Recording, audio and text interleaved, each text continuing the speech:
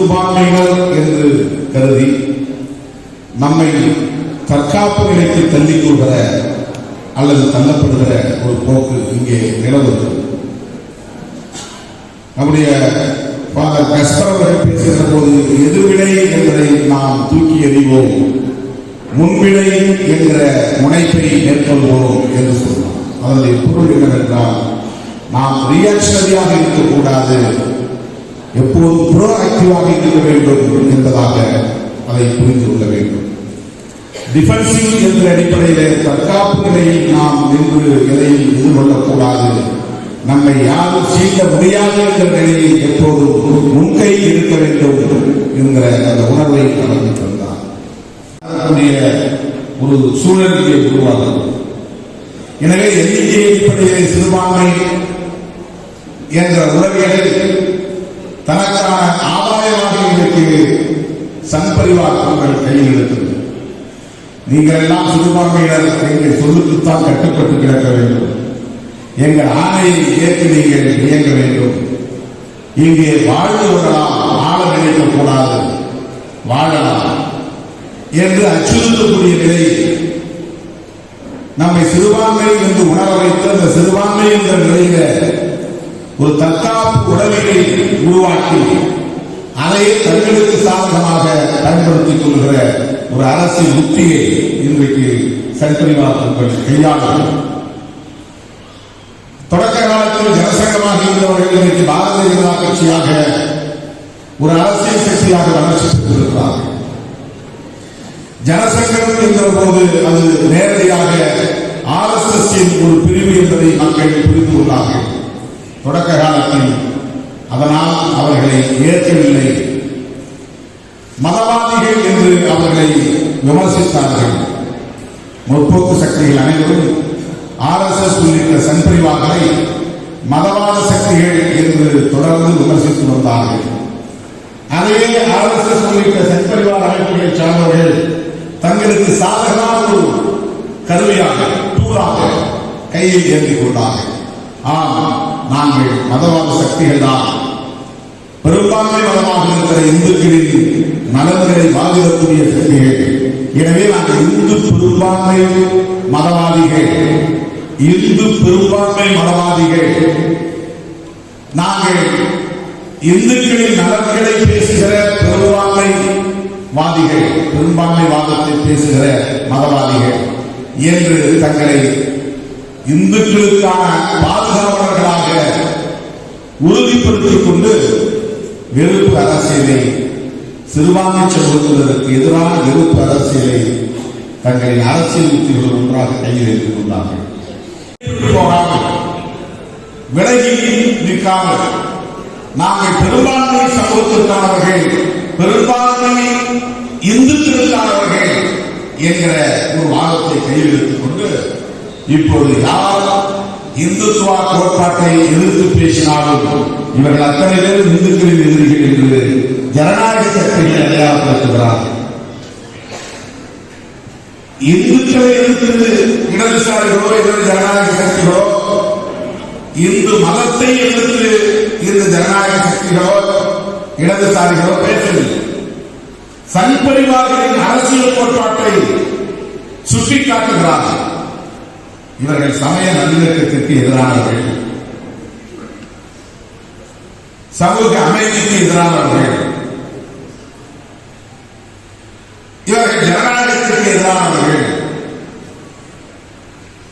சகோதரத்துவத்திற்கு எதிரானவர்கள்.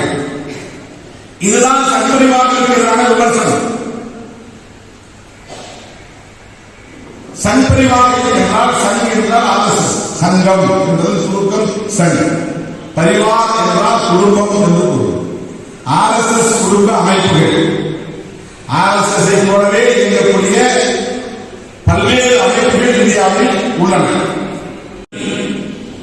அதுவும் சங் பரிவார் அமைப்புகள் உண்டு. இப்படி 10க்கும் மேற்பட்ட அமைப்புகள் இந்தியாவில் RSS அடிப்படை கொள்கையை உருவாக்கிக் கொண்டு இயங்குகின்றன. இந்த சங் பரிவார்கள் பேசுகிற அரசியலை நாம் விமர்சிக்கிறோம். கிறிஸ்தவர்களுக்கு இருக்கிற இறை நம்பிக்கையை போல இந்துக்களுக்கும் இறை நம்பிக்கை உண்டு அதை நாம் விமர்சிக்கவில்லை. கிறிஸ்தவர்களுக்கு இறை நம்பிக்கை இருப்பதை போல இஸ்லாமியர்களுக்கு இறை நம்பிக்கை உண்டு. இஸ்லாமியர்களின் இறை நம்பிக்கையை போல இந்து என்று தங்களை உணரக்கூடிய மக்களுக்கும் இறை நம்பிக்கை உண்டு. அதை நாம் விமர்சிக்கவில்லை. ஆனால் இந்தியர்களை இந்துக்களாகவும் இந்துக்கள் அல்லாதவர்களாகவும் பிரிக்கிற சங்பரிவார்களின் சூது சூழ்ச்சி நிறைந்த அரசியலை விமர்சிக்கிறோம். அதுதான் முக்கியமானது. சங்பரிவார்களின் பிளவுபடுத்தும் அரசியலை, சமூகத்தை பிளவுபடுத்தும் அரசியலை நாம் விமர்சிக்கிறோம். அதைத்தான் அவர்களின் பாஷையில் அவர்களே உயர்த்தி பிடிக்கிற சொல்லாதான இந்துத்துவா என்பதை நாம் சுட்டிக்காட்டுகிறோம். சங்பரிவார் எதை இந்துத்துவா என்று சொல்கிறார்கள் என்றால், ஒரு காலத்தில் பெரியார் இயக்கமும் அம்பேத்கர் இயக்கமும் எதை பார்ப்பனியம் என்று சுட்டிக்காட்டியதோ அந்த பார்ப்பனியத்தை அவர்கள் விரிவுபடுத்தி தங்களுக்கான பாதுகாவலர்களை பார்ப்பனர் அல்லாதவர்களில் உருவாக்கிக் கொண்டு இந்துத்துவா என்கிற ஒரு புதிய பெயரை கையாளுகிறார். பார்ப்பனியம் என்பது என்ன என்றால், அடிப்படையில் அது சனாதனம். சனாதனம் என்பதுதான் அடையாளப்படுத்துவதற்காக பார்ப்பனியம் என்று நாம் புரிந்து கொண்டோம். பார்ப்பனியம் தான் இன்றைக்கு அரசியல் ஆதாயத்தை அடிப்படையாக கொண்ட இன்னொரு பரிமாணத்தை பெற்றிருக்கிறது. அதுதான் இந்துத்துவம். சனாதனம் தான் பார்ப்பனியம், பார்ப்பனியம் தான் இந்துத்துவம். சனாதனம் என்பது நேரடியான மொழிபெயர்ப்பு, அதன் பொருள் நிலையாக இருக்கும், அவ்வளவுதான். மாற்றம் இல்லாதது இருக்கும், மாறாதது இருக்கும். கீழ் வர்ணத்தை சார்ந்தவர்கள், சாதியை சார்ந்தவர்கள், சமத்துவம் கூடாது, வேறுபாடு உண்டு, வேறு தாழ்வு என்கிற வேறுபாடு உண்டு. அந்த வேறுபாட்டை நிலைநிறுத்துவதற்காக பாகுபாடு உண்டு, டிஸ்கிரிமினேஷன், அட்ராசிட்டி. இந்த வேறுபாட்டை நிலைப்படுத்துவதற்காகவே இந்த வன்கொடுமைகளும் பாகுபாடுகளும் இங்கே தொடர்ந்து நடைமுறையில் இருக்கின்றன. ஆக இதுதான் சனாதனம்.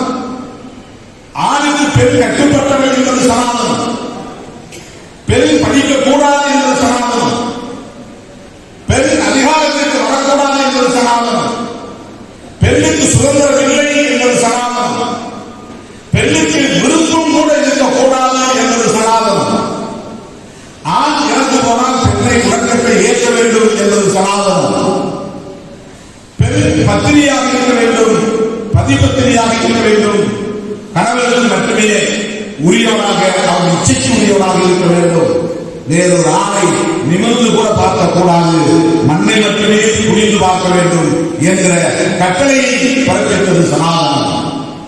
ஆணுக்கும் பெண்ணுக்கும் இடையில் உள்ள இந்த பாகுபாட்டை நிலைநிறுத்தியது சனாதனம். ஒவ்வொரு வர்க்கமும் தனித்தனி தொழிலை, குலத்தொழிலை கொண்டிருக்கிறது, அது சனாதனம். குலத்தொழிலை மீறக்கூடாது என்பது சனாதனம். ஒவ்வொரு வர்க்கத்திற்குள்ள ஆயிரக்கணக்கான சாதிகள் உண்டு, அந்த சாதிகளுக்கிடையே கலப்பு ஏற்படக்கூடாது என்பது சனாதனம். கலப்பு ஏற்பட்டால் ஆணவ கொலை செய்ய வேண்டும் என்பது சனாதனம். இதுதான் அடிப்படை கோட்பாடு. சனாதனம் என்பது அடிப்படை கோட்பாடு. அந்த கோட்பாட்டுக்கான அடிப்படை கூறுகள் தான். இதுதான் சனாதனம். இது பின்னாடி பார்ப்பனியமாக அறியப்பட்டது. ஏனென்றால் இது பார்ப்பனர்களின் நலன்களுக்காக உருவாக்கப்பட்டது, பார்ப்பனர்களால் நடைமுறைப்படுத்தப்பட்டது, பார்ப்பனர்களால் பரப்பப்பட்டது. பார்ப்பனர்களே அதை தொடர்ந்து தக்க வைத்துக் கொண்டார்கள். இந்த பாகுபாடுகளால் பார்ப்பனர்கள் மட்டுமே பயன்பெற்று வருகிறார்கள். எனவே இந்த கோட்பாட்டை பார்ப்பனியம் என்று நாம் அடையாளப்படுத்தினோம், அறிந்து கொண்டோம். பார்ப்பனர்களின் நலன்களை முன்னிறுத்தக்கூடிய கோட்பாட்டை பார்ப்பனியம் என்று சொல்லுகிற போது பார்ப்பனர்கள் சிறுபான்மையாக இருக்கிறார்கள், தனிமைப்படுத்தப்பட்டு விடுவார்கள் என்பதை உணர்ந்து கொண்டவர்கள் அதை விரிவுபடுத்துகிறார்கள். சற்று நெகிழ்வுத்தன்மையோடு, தளர்வு தன்மையோடு பார்ப்பனர் அல்லாதவர்களை அரவணைத்துக் கொண்டார்கள். அந்த அரவணைப்பில் உச்சத்திற்கு வந்தவர்கள் தான் மோடியும் அமித்ஷாவும்.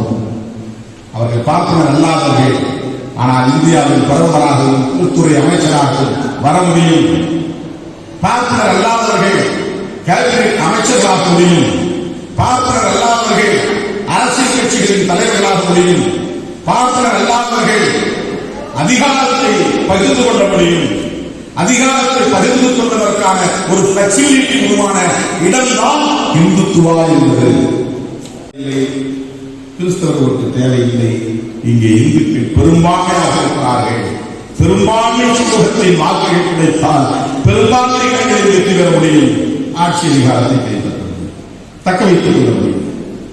ஆட்சி அதிகாரத்தை தக்க வைத்துக் கொண்டால் அவர்களுடைய கனவு திட்டங்களை நிறைவேற்ற முடியும். அந்த கனவு திட்டங்கள் என்ன? அதைத்தான் நம்முடைய பால் மைக்கேல் அதற்கு பின்னர் பேசிய தலைவர்கள் இங்கே எடுத்துச் சொன்னார்கள்.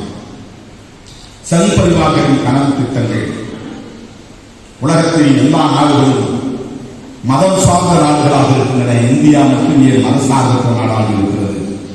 அவர்கள் எழுப்புகிற கேள்வி லாஜிக் பார்த்தால், மேலோட்டமாக பார்த்தால் சரியாக இருக்கும். ஆனால் மற்ற நாடுகளை போல இந்தியா இல்லை. அதனுடைய கண்டென்ட் இந்தியா என்பது உள்ளடக்கம் என்பது பிற நாடுகளோடு ஒப்பிட முடியாது. சமூக உள்ளடக்கம் என்பது இங்கு முற்றிலும் மாறுபட்ட ஒரு கட்டமைப்பை கொண்டது. எல்லா நாடுகளிலும் அரசியலமைப்பு சட்டத்தில் அரச மதம் இருக்கிறது. இந்தியாவில் அரச மதம் எது? ஏன் இது மதசார்பற்ற அரசு என்று சொல்கிறார்? இதை ஏன் மதசார்பற்ற நாடு என்று சொல்கிறார்? இந்த நாட்டுக்கு ஏன் ஒரு அரச மதம் இல்லை? இலங்கைக்கு அரச மதம் இருக்கிறது, பௌத்தம். சீனாவுக்கு அரச மதம் இருக்கிறது, பௌத்தம். ஐரோப்பிய நாடுகள் அனைத்திற்கும் அரச மதங்கள் இருக்கின்றன, மதம் இருக்கிறது, கிறிஸ்தவம், கிறிஸ்டியானிட்டி.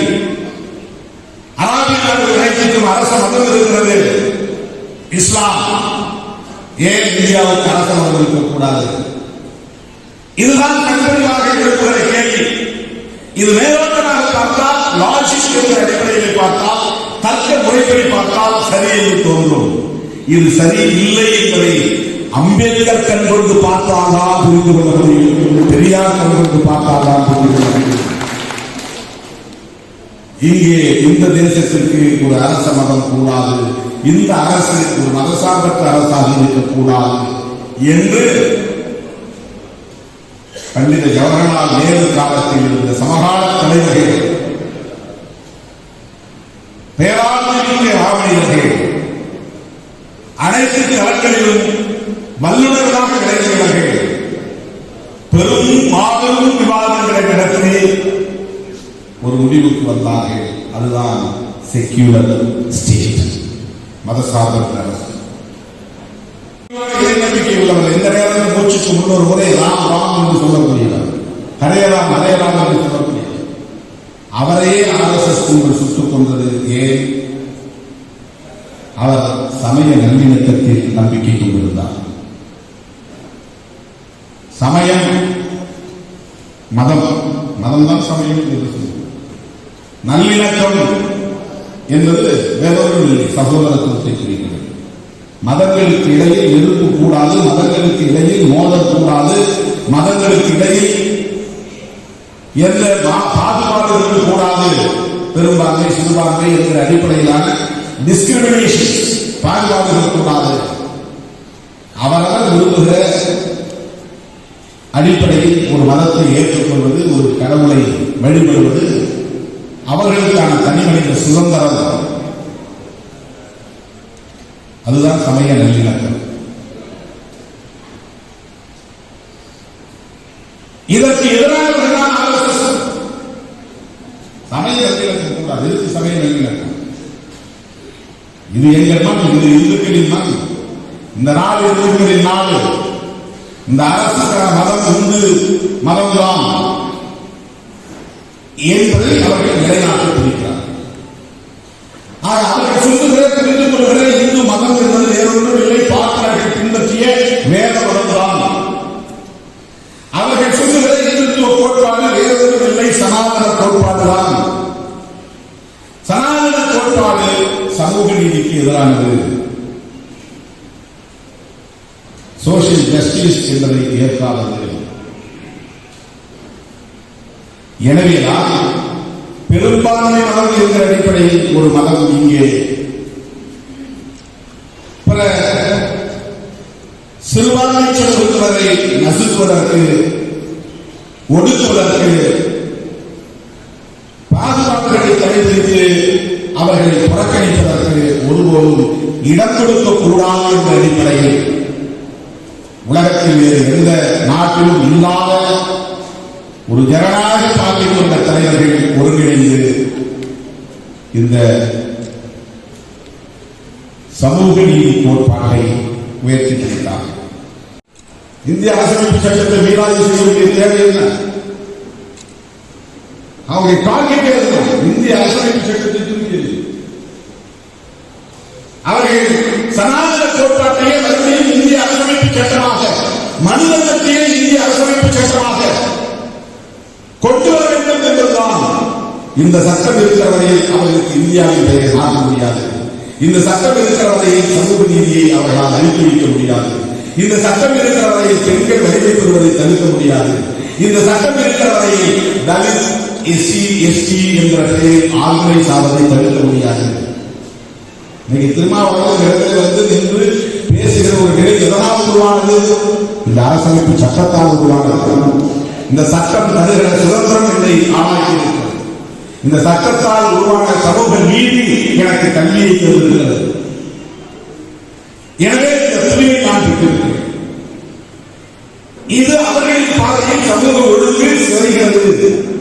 அதிகாலம் முத்தி போச்சு. கோவலம் கட்டவெல்லாம் கோரோச்ச பார்க்கிறான், கைகட்டி நின்றவெல்லாம் விரல் நீட்டி பேசுகிறான். நாடு கெட்டு போச்சு. நம்ம பார்வையில் நாம் விடுதலை பெறுகிறோம், வலிமை பெற்று வருகிறோம்.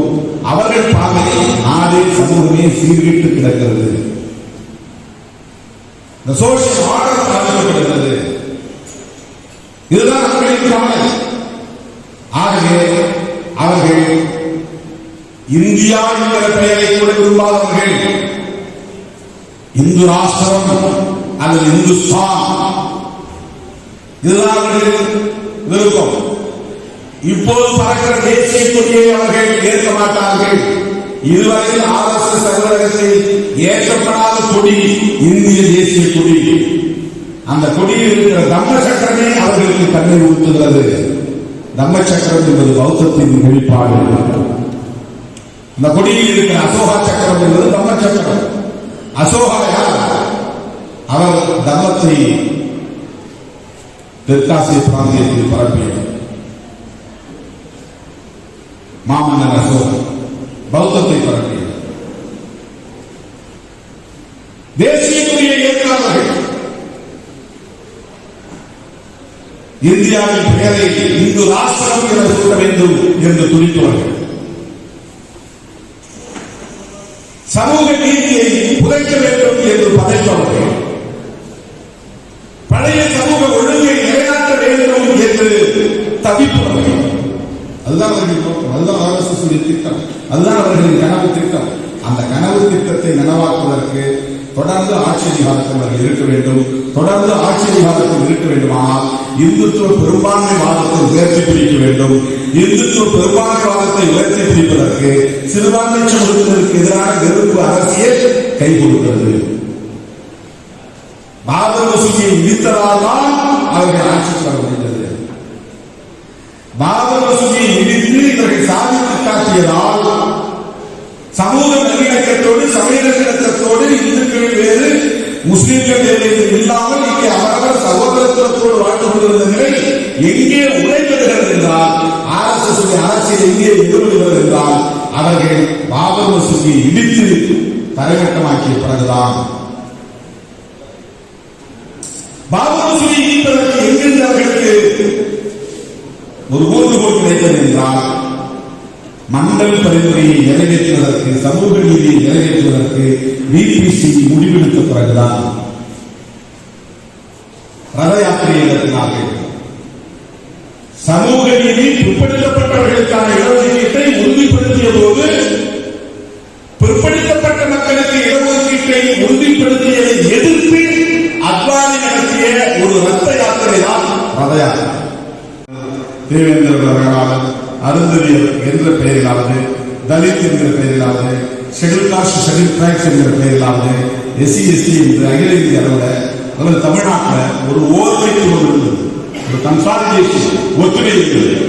இங்கே RSS இறங்கி கீழ்மட்ட அளவில் ஊடுருவல் செய்து ஒவ்வொரு சாதியும் தனித்தனி என்கிற உணர்வை கூட்டி அந்த கன்சாலிடேஷன் இது எஸ்சி மட்டும் கிடையாது, ஓபிசி செய்யறாங்க. ஒவ்வொரு சாதி தனித்தனியா சாதி சொல்லு, நாடாதான் நாடான்னு சொல்லு, செட்டியாதான் செட்டியான்னு சொல்லு, முதலியாதான் முதலியார் சொல்லு, சாதி பெருமை பேசு. ஏன் சாதி உணர்வு சொல்றாங்களா? சாதி உணர்வு இருந்தால்தான் மத உணர்வு வரும். இந்து மதத்தில் உள்ள பிரச்சனை எல்லாம் கடவுள் நம்பிக்கை இருந்தால் கிறிஸ்தவ உணர்வு வந்துடும். ஜீசஸ் மேல நம்பிக்கை இருந்தால், அல்லாஹ் மேல நம்பிக்கை இருந்தால் இஸ்லாமிய உணர்வு வந்துடும். ஆனா இந்து மதத்தினர் எப்ப நம்பிக்கை வருதுன்னா சாதி உணர்வு இருந்தால்தான் நம்பிக்கை வரும். கடவுள் நம்பிக்கை இருந்தால் மட்டும் வராது. அது இந்து மதத்தினுடைய இன்னொரு சிறப்பான ஒரு கூறு. சாதி உணர்வு தூண்டல். அப்ப பழையன்னு சொல்லு, நீ ஏன் ஆதி திராவிடர்லாம் சொல்ற, திராவிடர்னு சொல்லாத, அது ஒரு இனக்கூறு. ஆதி திராவிடர்கள் சொல்லி பண்டிதர் போன்றவர்கள் ஏன் வாங்கினாங்கன்னா இந்த சாதி ஒழிப்புங்கிறது தான். ஒரு இனமாற்றம், ஒரு இன அடையாளம், சாதி அடையாளத்திலிருந்து பழைய அடையாளத்திலிருந்து தமிழக சக்தியர் அல்லது வெவ்வேறு பெயர்கள் அடையாளம் சென்சஸே கிடையாது. 1920 எஸ்சி எஸ்டி என்னென்ன சாதி யாருக்கும் தெரியாது, பட்டியல் கிடையாது.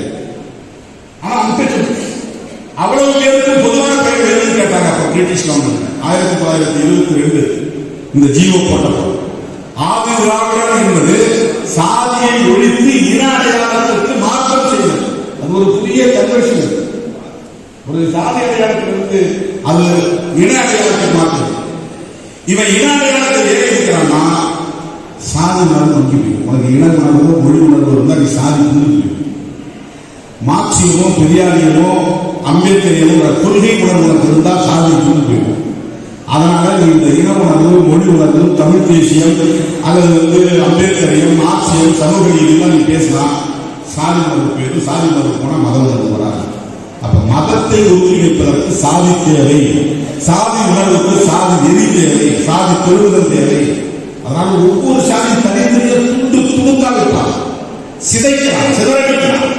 இந்துக்களை நேர்சாதி கீழ்சாதி என்றும், இந்தியர்களை இந்துக்களை இருக்கிற அல்லாதவர்கள் என்றும் பிளவுபடுத்துகிற ஒரு அரசியல் யுக்தியும் தன்புரிவார்கள் உறுதியாக இருக்கிறது. இது மிகவும் ஆபத்தானது. ஒட்டுமொத்த இந்தியாவில் இன்றைக்கு ஓரளவுக்கு பாதுகாப்பாக இருப்பது தமிழ்நாடு மட்டும்தான். தமிழ்நாட்டை குறிவைத்து கர்நாடகாவிலே மையம் கொண்டு அவர்கள் நாள்தோறும் கிராமம் கிராமமாக சென்று இதற்கு அரசியலை முன்னெடுத்து செல்கிறார்கள். இன்னும் 5 ஆண்டுகளில் 10 ஆண்டுகளில் தமிழ்நாட்டில் பெரிய சக்தியாக வளர வேண்டும். பெரியார் அரசியலை முற்றாக அழித்து வைத்து விட வேண்டும். அண்ணா போன்றவர்கள் முன்னெடுத்த அரசியலை இல்லாமல் ஆக்கிவிட வேண்டும். சமூக நீதி அரசியலே இல்லை என்ற நிலையை உருவாக்கிவிட வேண்டும். கலைஞர் இல்லை, ஜெயலலிதா இல்லை, இந்த ஆளுநர்கள் கரிஸ்மாட்டிக் லீடர்ஸ் என்ற கவர்ச்சி நிறைந்த செல்வாக்கு மிக்க தலைவர்கள் இப்போது யாரும் இல்லை. எனவே இது இலகுவாக உள்ளே ஊடுருவ முடியும் என்று அவர்கள் ஒரு திட்டமிட்டு காய்களை நகர்த்தி இங்கே களம் காணுகிறார்கள். இந்த சூழலில் நாம் மிகவும் விழிப்பாக இருக்க வேண்டும். சண்பரிவார்களின் முகத்திரையை கிழிக்க வேண்டும். அவர்களை அம்பலப்படுத்த வேண்டும். இந்துக்களின் முதலிலேயே பிஜேபி என்பதை மக்களிடத்தில் கொண்டு போய் சேர்க்க வேண்டும். கருத்தியல் ரீதியாக நாம் பெரும்பான்மை என்ற உணர்வோடு களமாடுவோம் என்பதை சொல்லி வாய்ப்புக்கு நன்றி கூறி